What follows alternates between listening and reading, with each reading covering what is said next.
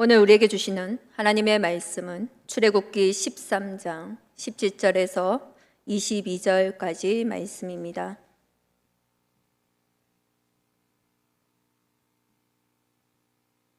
출애굽기 13장 17절에서 22절까지 말씀입니다. 말씀을 한 절씩 교독하도록 하겠습니다. 바로가 백성을 보낸 후에 블레셋 사람의 땅의 길은 가까울지라도 하나님이 그들을 그 길로 인도하지 아니하셨으니 이는 하나님이 말씀하시기를 이 백성이 전쟁을 하게 되면 마음을 돌이켜 애굽으로 돌아갈까 하셨습니다.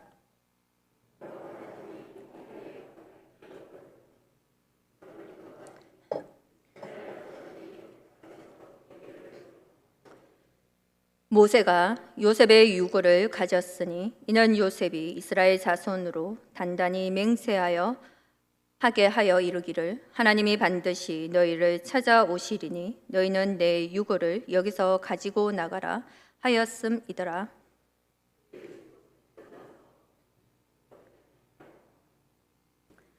여호와께서 그들 앞에서 가시며 낮에는 구름 기둥으로 그들의 길을 인도하시고 밤에는 불 기둥을 그들에게 비추사 낮이나 밤이나 진행하게 하시니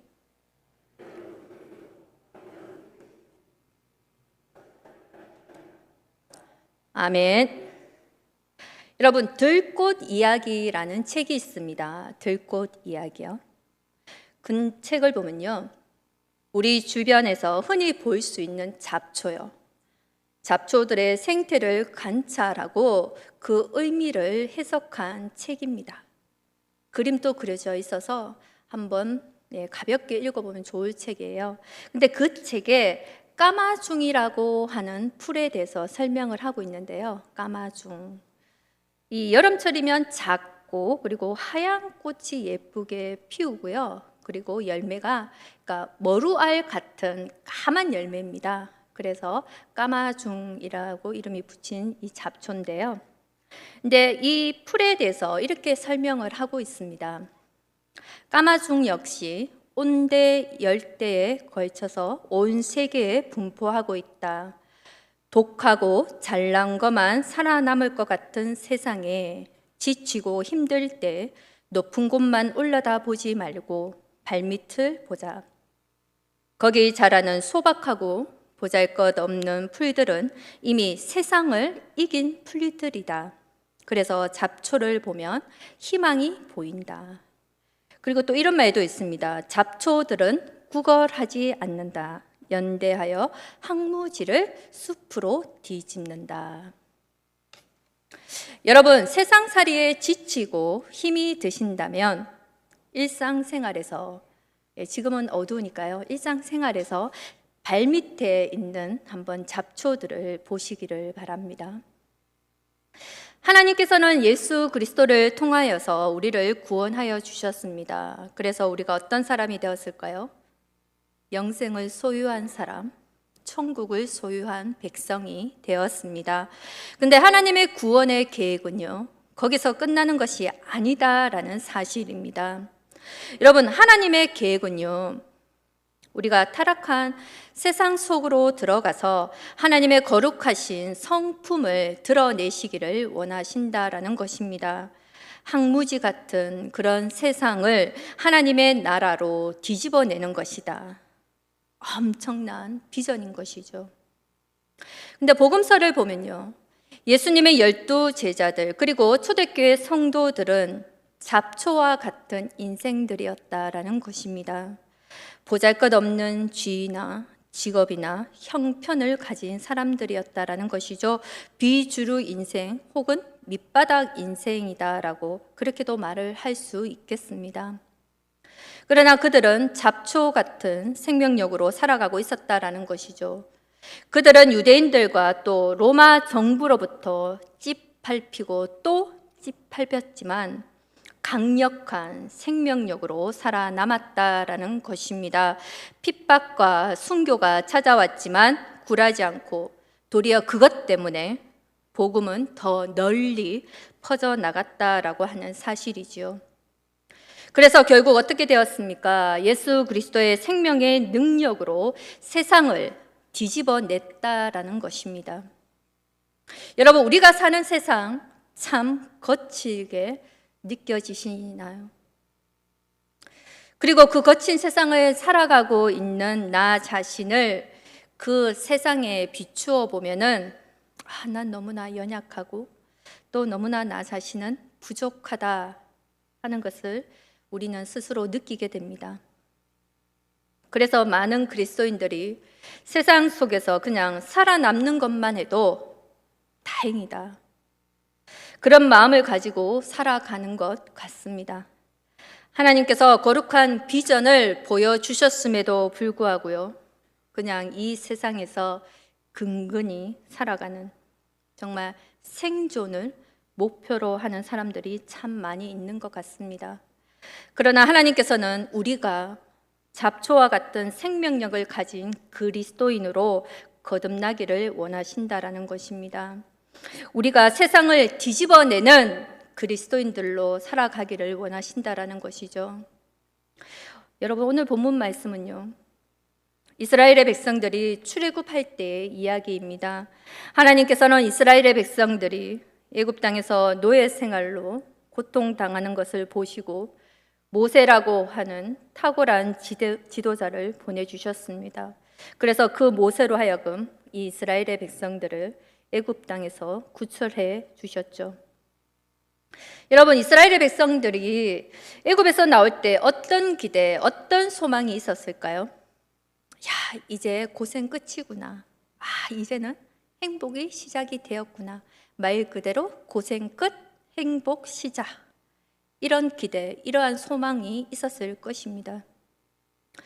그런데 하나님께서는 이 이스라엘의 백성들을 더 어렵고 힘든 광야의 길로 인도하셨다라는 것입니다. 여러분, 가나안 땅으로 가는 가장 빠른 길은요, 이 블레셋의 땅을 직선 거리로 통과하는 것입니다. 그러면 한 240km 정도 돼요. 그러면 한 열흘 정도, 그러니까 열흘 안팎이면 갈 수 있는 가나안 땅입니다. 그러나 하나님께서는 이스라엘의 백성들을 메마르고 온갖 문제와 난간이 기다리고 있는 광야의 길로 인도하셨다라는 것이죠. 왜 하나님께서는 가깝고 그리고 편해 보이는 길을 놔두고 굳이 이렇게 힘들고 험난하고 멀고 어려운 길을 이스라엘 백성들을 인도하셨을까요?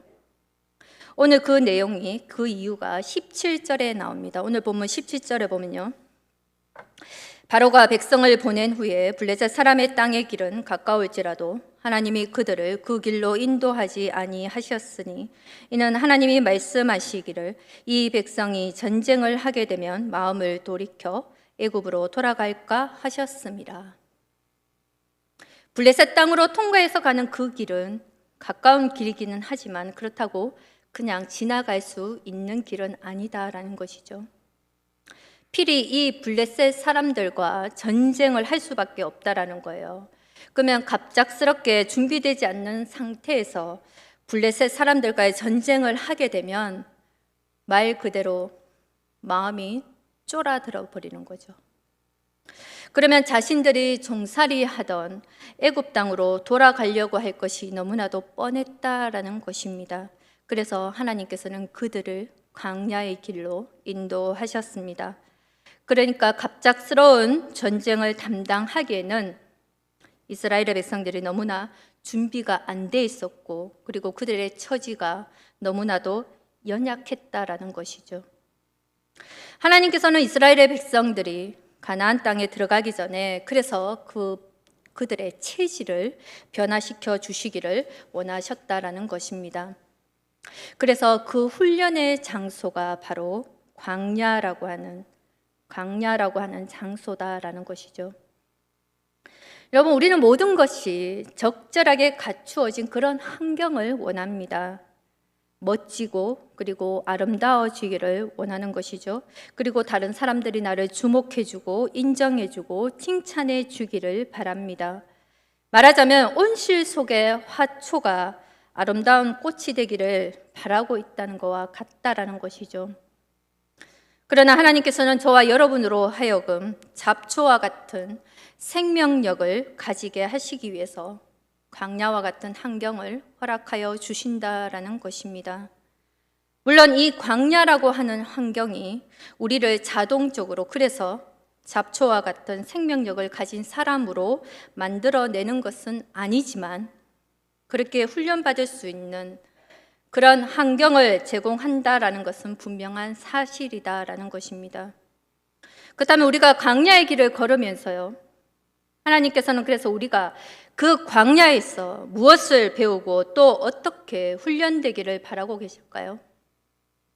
이스라엘의 백성들의 광야 생활을 40년 동안 이끌었던 모세가요, 광야 땅에 들어가기 전에, 바로 그 직전에 이스라엘 백성들에게 이렇게 말씀합니다. 광야를 기억하라라는 것입니다. 광야를 기억하라. 신명기 8장 2절에서 3절의 말씀을 보면요, 신명기 8장 2절에서 3절입니다. 네, 하나님 여호와께서 이 40년 동안에 내가 광야길을 걷게 하신 것을 기억하라. 이는 너를 낮추시며 너를 시험하사 내 마음이 어떠한지 그 명령을 지키는지 지키지 않는지 알려 하심이라. 3절요. 너를 낮추시며 너를 줄이게 하시며 또 너도 알지 못하며 내 조상들도 알지 못하던 만나를 내게 먹이신 것은 사람이 떡으로만 사는 것이 아니요 여호와의 입에서 나오는 모든 말씀으로 사는 줄을 내가 알게 하려 하심이니라. 여러분, 오늘 말씀의 2절과 3절에 보면 반복되어 나오는 말씀이 있습니다. 너를 낮추시며, 너를 낮추시며. 여러분, 광야가 어떤 곳이다? 바로 낮아지는 곳이다. 낮아지는 곳이 바로 광야다라는 것입니다. 대부분의 사람들은 노골적으로 그것을 드러내는 사람은 적지만요, 많은 사람들은 그렇게 생각하며, 속으로 생각하며 이렇게 살아가고 있습니다. 나 스스로, 자기 스스로는 괜찮은 사람이다라고요. 나 정도, 이 정도의 외모면 괜찮은 사람이고, 이 정도 성격이면 괜찮은 사람이고, 이 정도로 신앙생활하면 야, 잘하는 거지, 이렇게 생각한다라는 거예요. 여러분 그러시죠? 대답하기가 어려우시죠? 노골적으로 대답하기가 좀 어려우시죠? 그러나 여러분, 착각이다라는 거예요. 자기가 하는 일이 잘 되고요, 그래서 또 성공하고 인정받게 되면, 근데 이 착각은 풍선처럼 부풀어 오르기 시작한다라는 거예요. 공갈빵처럼 부풀어 오르는 마음, 부풀어 오르는 영성을 가지게 된다라는 것입니다. 그런데요, 이것이 생명의 근원이신 하나님과 나를 멀어지게 한다라는 거예요. 짐 콜린스라고 하는 분이요, 좋은 기업을 넘어 위대한 기업으로라는 책을 내셨는데요, 그 책에 이런 제목이 있습니다. 위대한 기업이 어떻게 몰락의 길에 접어드는가? 여러분, 왜 위대한 기업이 망하는 길로 들어서는지 아세요? 성공에 취할 때 몰락의 길에 들어선다라는 것입니다. 우리는 어려울 때 몰락의 길에 들어선다라고 생각하는데 아니다라는 거예요. 어렵고 힘들고 어떤 난간이 있을 때에, 경기가 어렵다고 그럴 때, 그리고 그 경기가 어렵고 그럴 때에 위대한 기업이 몰락의 길에 들어서는 것이 아니라 자신들이 거둔 성공에 취하고, 그리고 자만해 있을 때, 내 성공에 취해 있을 때, 자만하고 있을 때에 아무리 글로벌 기업이라고 해도, 위대한 기업이라고 해도 몰락의 길로 들어선다라는 것입니다.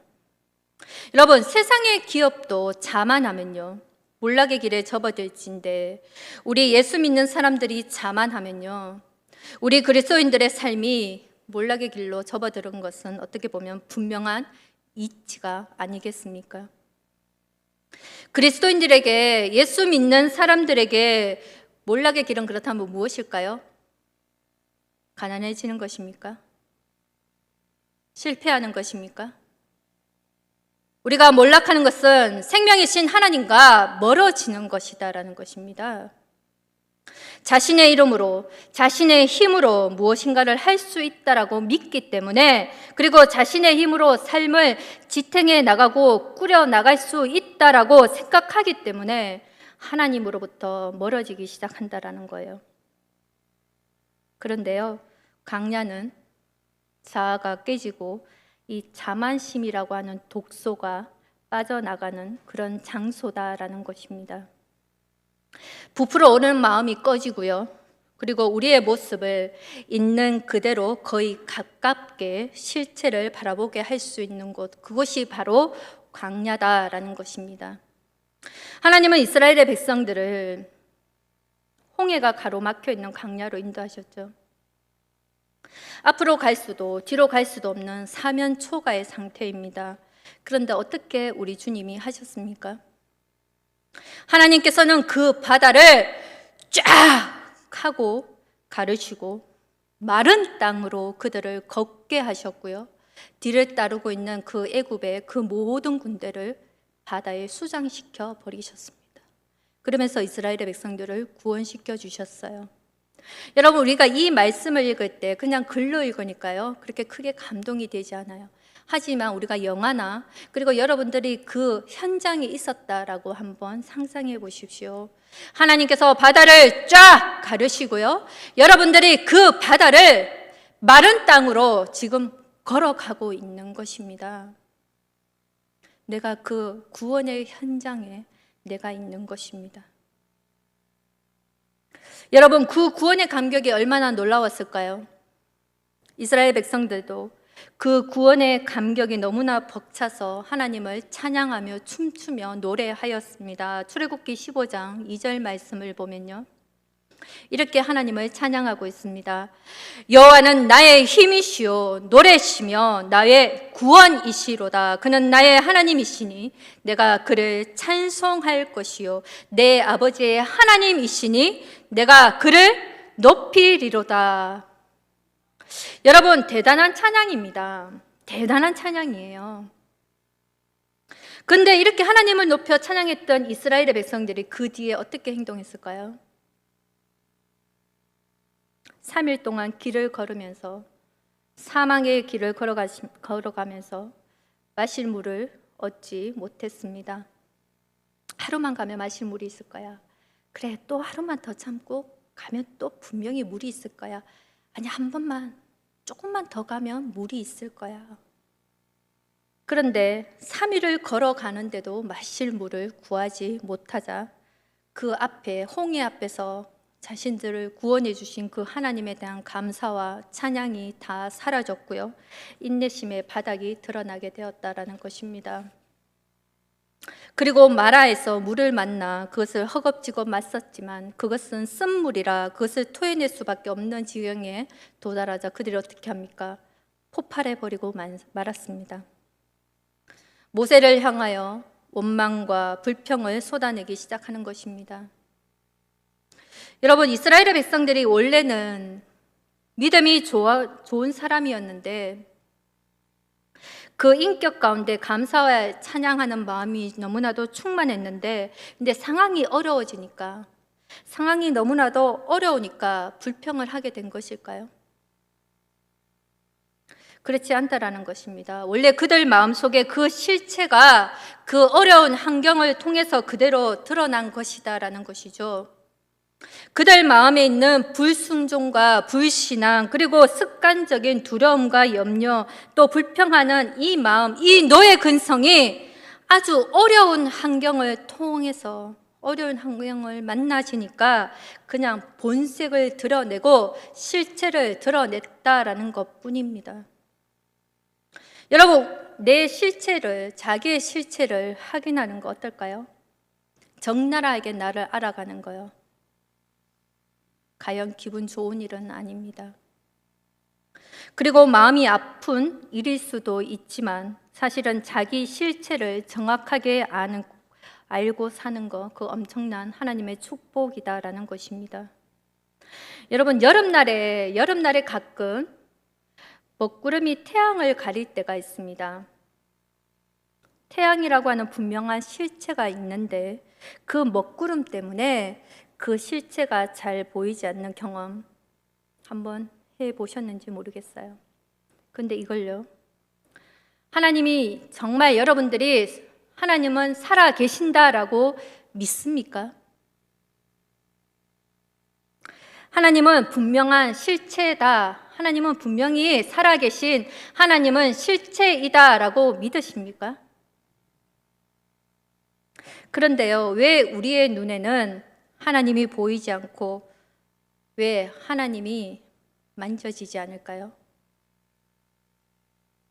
그래서 우리의 마음속에 자만심이라고 하는, 교만이라고 하는 먹구름이 존재하기 때문입니다. 우리 눈에 자만심이라고 하는 꽃가지가 쓰여 있기 때문에 하나님께서는 분명한 실체로 존재하심에도 불구하고 하나님을 발견할 수 없는, 하나님이 보이지 않는 문제를 우리가 가지고 있다는 거예요.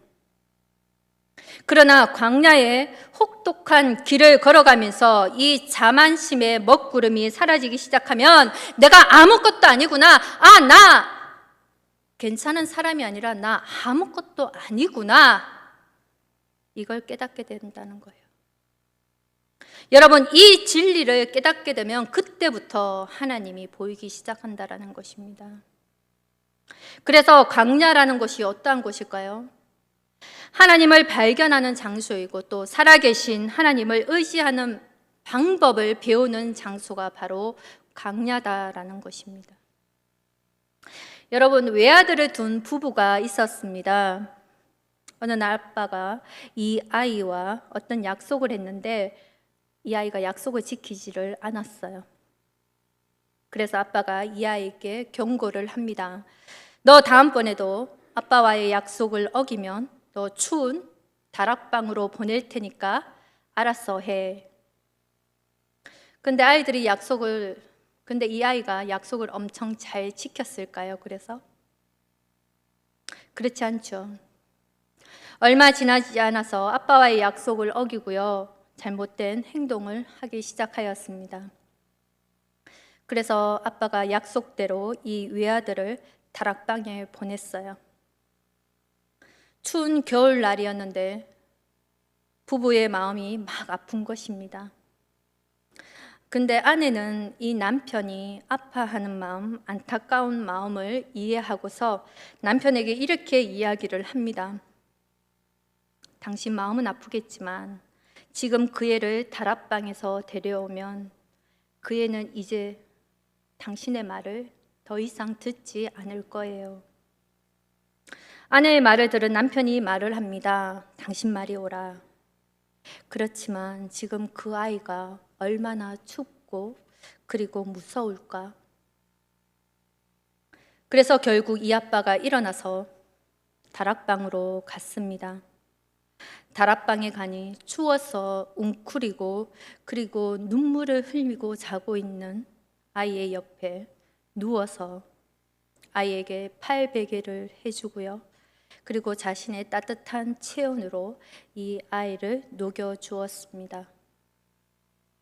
이 아들은 아빠의 사랑에 감격해서 눈물을 흘렸다라는 이야기가 있는데요, 여러분, 아들을 추운 다락방으로 보내야 했던 아빠의 마음이 느껴지십니까? 그리고 그 아들이 안타까워서 그 아들을 쫓아가서 다락방에 함께 누웠던 아빠의 마음도 느껴지시나요? 여러분, 누구의 마음입니까? 바로 우리를 사랑하시는 하나님 아버지의 마음이신 줄로 믿습니다. 여러분, 하나님께서는 우리의 불순종, 불신앙을 바로 잡아주기를 원하신다라는 것입니다. 그래서 우리를 뜻하지 않게요, 단절되고 차가운 다락방 같은 곳으로 우리를 인도하실 때도 있다라는 것입니다. 광야 같은 곳으로 우리를 인도하실 때도 있다라는 거예요. 그러나 하나님께서는 그 순간에도 우리를 홀로 버려두지 아니하시고 우리와 항상 함께 해 주신다라는 것입니다. 여러분, 비록 필요한 것들의 공급이 끊어지고요, 사람들과의 관계가 단절이 되고 사람들의 관심, 하나님 그 사람들의 사랑이 이것이 끊어지고 중단되는 한이 있더라도 우리와 함께 하시는 그 하나님의 사랑과 은혜는 결코 끊어지는 법이 없다라는 사실입니다. 여러분, 본문을 보면요, 하나님께서 이스라엘의 백성들을 광야로 이끄셨잖아요. 그런데 하나님께서는 이스라엘 백성들만 광야의 길로 보내면서 그래, 너희들 어디 가서 어디 쌩곡생 한번 해보라잉, 이런 마음으로 보내신 건 아니다라는 거예요. 어디 가서 한번 쌩고생 한번 해봐, 그렇게 하신 것이 아니다라는 거예요. 여러분, 하나님께서는 그들을 광야의 길로 인도하시고 친히 그들과 함께 광야의 길로 함께 동참하셨다라는 것입니다. 그 길을 하나님께서 함께 해 주셨다라는 거예요. 오늘 본문 22절의 말씀에 보면요, 오늘 본문 22절입니다. 구름 기둥과 불 기둥이 이스라엘 백성들 앞에 떠나지 않았다고 해요. 22절을 보면요, 낮에는 구름 기둥, 밤에는 불 기둥이 백성 앞에서 떠나지 아니하니라. 여러분, 구름 기둥과 불 기둥이 무엇입니까? 무엇을 의미할까요?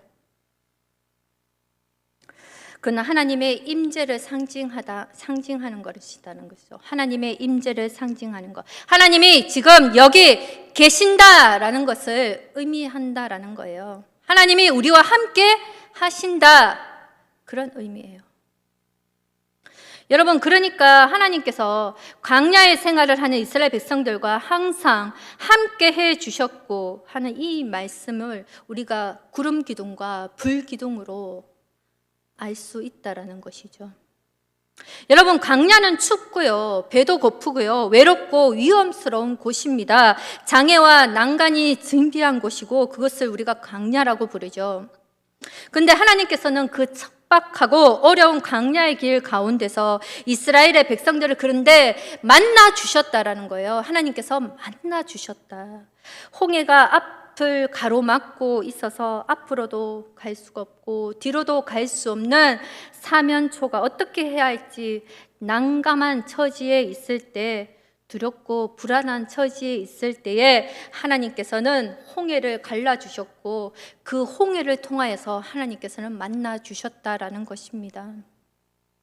주님, 배가 고파요. 하나님, 너무나도 배가 고파요. 먹을 것이 없어요. 그들이 절규하고 부르짖을 때에 하나님께서는 그들에게 만나를 내려주셨다라는 것입니다. 만나로 하나님은 만나 주셨다라는 것입니다. 그리고 오늘은 어디로 가야 하나, 내일은 또 어디로 가야 하나, 하루하루가 난감하고 어디로 가야 할지 모를 때에 불 기둥과 구름 기둥으로 인도하시는 하나님을 만났다라는 것입니다. 그래서 이스라엘의 백성들은 광야의 길을 걸어가면서 그들을 보호하시고 인도하시고 구원하시고 그들의 필요를 공급해 주시는 하나님을 만났다라는 것입니다.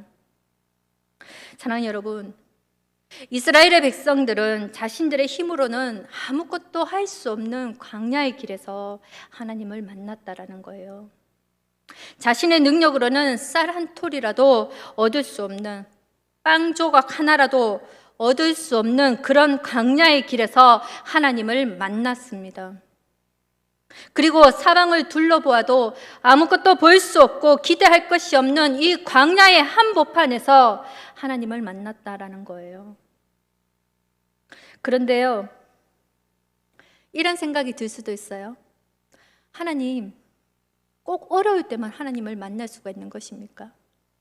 좀 좋을 때, 환경이 좋을 때, 상황이 좋을 때에 만나 줄 수도 있는데 왜 항상 가난해지고 어렵고 아프고 힘들고 아무것도 할 수 없는 순간에 하나님께서는 만나 주시는 것입니까? 왜 하나님께서는 우리를 그렇게 극적으로 만나셔야 하나요? 근데 그 이유가 있다라는 거예요. 여러분, 그 이유는요, 자신과 애굽 세상에 대한 신뢰를 끊어내고 하나님을 바라보아야지만 사는구나, 하나님을 의지하고 붙잡아야지만 살 수 있는 것이구나, 하나님이 생명줄이시구나, 그걸 깨닫게 해주기 위해서, 그들 삶 깊은 곳에서 그것을 깨닫게 해 주시기 위해서 하나님께서는 광야의 길에서 만나 주셨다라는 것입니다. 여러분, 우리는 광야의 길에서 고통스러운 현실을 만나게 됩니다. 지금도 교회 문을 나가면 여러분 광야 같은 세상의 길에 나가시는 거죠. 그런데 아무리 어렵고 힘들어도 하나님을 붙잡으면 우리는 살 수 있다라는 것입니다.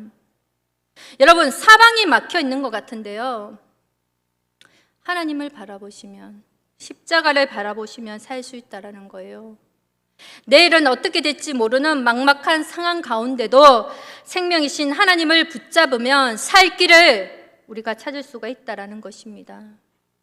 결국 끝나지 않을 것 같은 광야의 생활을 끝내고 하나님께서 예비해 주신 축복의 땅, 가나안 땅으로 우리는 들어갈 수가 있다라는 사실입니다. 하나님께서 광야의 길을 통해서요, 깨닫게 해주시는 거 바로 그 한 가지, 그래서 그 진리다라는 것입니다. 오늘 예배를 드리고 있는 분들 중에 메마르고 척박하고 고통스럽고 외로운 길을, 이 광야의 길을 걷고 계신 분이 계십니까? 이 메마른 환경 때문에 하나님을 갈망하는, 하나님을 찾고 구하는 마음이 여러분들 마음에 일어나고 있다면, 그럼에도 불구하고 여러분들은 잘 가고 계시는 것입니다. 하나님을 주목하고 바라보고 기도의 우물을 파고 또 기도의 우물을 파고 또 파고 계신다면 잘 가고 계시는 것입니다. 여러분, 왜냐하면 하나님께서는 그 갈망과 그 기도를 통하여서 우리를 만나주시고 또한 우리를 일으켜 주시기 때문입니다.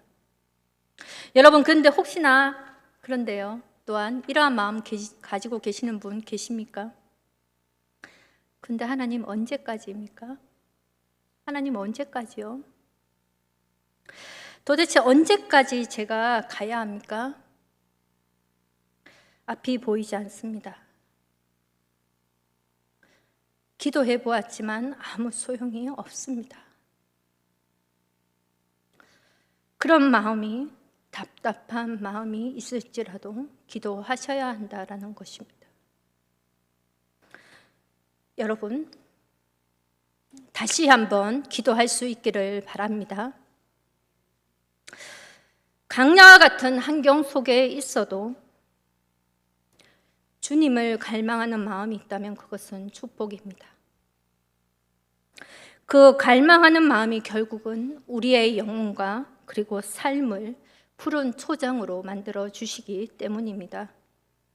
그러나 온실과 같이 좋은 환경 때문에 우리의 마음속에 주님을 향한 갈망, 주님을 찾는 마음, 주님을 향한 열정이 사라지고 있다면 죄송하지만 그것은 저주라고 말할 수밖에 없습니다.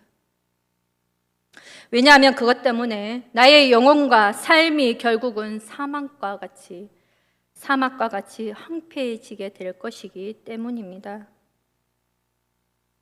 여러분, 시편 중에 가장 기억에 남는 시편 어떤 시편일까요? 한국의 많은 그리스도인들이 가장 좋아하는 시편 꼽으라면 딱 이 시편이랍니다. 23편이요. 23편이요. 여호와는 나의 목자시니 내게 부족함이 없으리로다. 여러분, 얼마나 아름다운 시인지요? 그리고 얼마나 하나님을 향한 찬양의 고백인지 모르겠습니다. 그런데요, 이 시편 23편을 찬찬히 읽어보면 아름답기만 한 것은 아니다라는 것이죠. 잡초의 영성이 비어 있다라고 하는 것을 발견해낼 수가 있습니다. 여러분, 다윗이요, 정말 어떠한 환경이든지 내가 부족한 것이 없다라고 고백하고 있습니다. 죽음의 골짜기를 내가 지나가고 통과한다 할지라도 절대로 두려워하지 않는다라고 말을 하고 있어요. 원수들의 그 대적들이 들실대는 그런 환경에 있다 할지라도 나는 승리를 확신한다, 내 잔이 넘친다라고 고백하고 있다라는 거예요. 여러분, 저만 그런지 모르겠지만 너무나 부럽습니다. 다윗의 이 영성이요, 이 찬양이, 이 고백이요, 너무나 부러운 믿음을 가지고 있습니다. 두말할 것도 없이 인생의 광야에서 참 많이 만난 사람이지 않습니까? 다윗이요. 그런데 광야 가운데 함께 해주시는 그 하나님을 다윗은 인격적으로 만났기 때문이다라는 것입니다. 뿐만 아니라 일평생 그의 마음속에 광야의 마음을 가지고 살았기 때문이다라는 것이죠. 또한 시편 63편도 다윗이 지은 시인데요, 그 1절을 보면 얼마나 이 다윗이 하나님을 갈망하고 있는지 모른다는 거예요. 시편 63편 1절을 보면요, 하나님이여 주는 나의 하나님이시라. 내가 간절히 주를 찾 때 물이 없어 마르고 황폐한 땅에서 내 영혼이 주를 갈망하며 내 육체가 주를 앙몽하나이다. 여러분, 하나님을 향한 갈급함, 갈증, 주님의 임재를 사모하는 마음이 느껴지십니까? 이것이 다윗의 마음이었다라는 거예요. 내가 왕으로 좋은 환경에 있든지 아니면 원수들에게 쫓겨나서 광야의 길에 나쁜 길에 있든지 그는 항상 하나님을 향한 이러한 마음이 있었다라는 것입니다. 그래서 하나님께서는 다윗을 그렇게 놀라운 사람으로 사용하셨다라는 것이지요. 여러분, 사람들이 아니고 저도요, 가깝고 편한 길, 좋은 길 생각합니다. 그러나 예수 믿는 사람들에게 좋은 길이란 무엇일까요? 예수 믿는 사람들에게 좋은 길이란 하나님과 가까워질 수 있는 길이다라는 것입니다. 하나님과 친밀해질 수 있는 길이 최선이고 그 길이 가장 좋은 길이다라는 거예요. 그래서 우리가 어떻게 강해질 수가 있을까요? 바로 생명이신 그 주님과 친밀해지고 가까워지면요, 그냥 멀리 계신 하나님이 아니라, 나와 상관없는 하나님이 아니라 정말 내 피부에 와 닿도록, 지금 내 피부를 터치하여 주시는, 내 피부에 와 닿도록 주님의 그 임재가 현실이 된다면 이런 강력한 생명력을 가진 사람으로 우리가 성장하고 거듭날 수가 있다라는 것입니다. 여러분, 우리가 주님의 임재를 또한 갈망하시는 여러분들 되시기를 바랍니다. 여러분, 주님의 임재를 갈망하는 그 자리요, 그 자리가 광야라고 하는 것입니다. 인생의 광야길에서, 그리고 우리의 마음의 광야 속에 우리와 함께 해주시고 우리와 너무나 가까이 계시는 나의 주님을, 거룩하신 하나님을 만나실 수 있기를 바랍니다.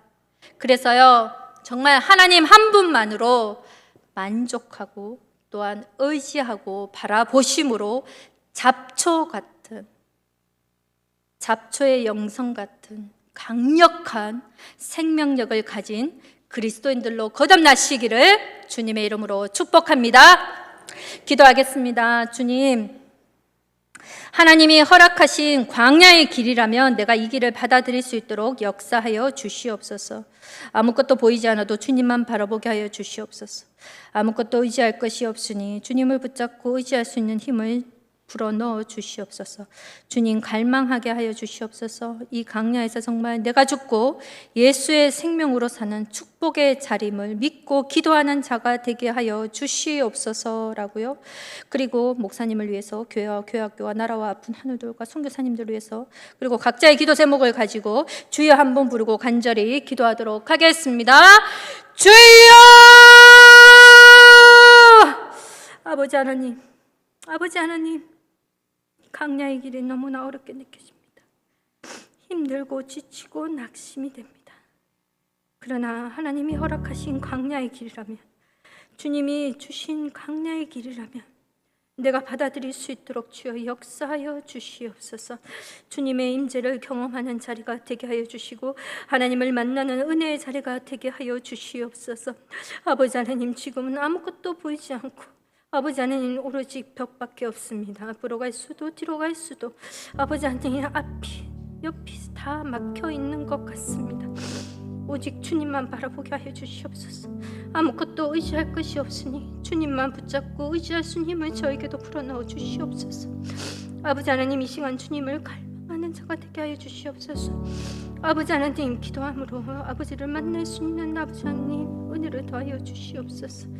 아버지 하나님, 기도하는 가운데 하나님의 뜻을 깨닫게 하여 주시고, 기도함으로 하나님의 그 뜻으로 살아갈 수 있는 믿음의 자녀들 될 수 있도록 주의 은혜를 다하여 주시옵소서.